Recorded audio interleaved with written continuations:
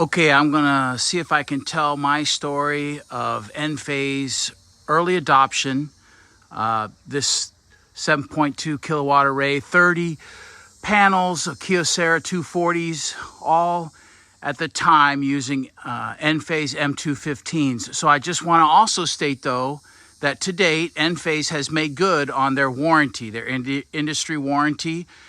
And this is the fall of 2023, and 13 microinverters have failed on this array of 30.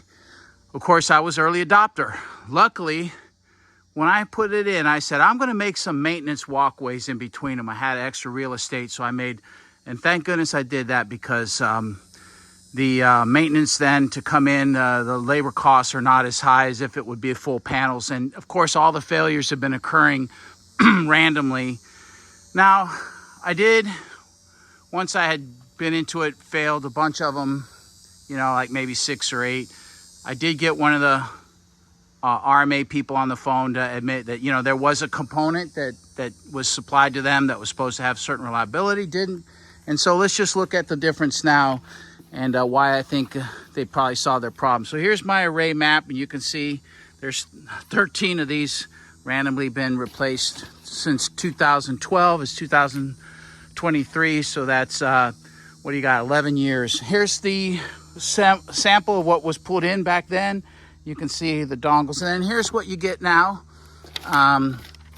You can notice that there's a component that is removed from the hermetic packaging and is placed in here. So I think that's probably what was, maybe, I don't know, you know, we'll never know. This is proprietary engineering.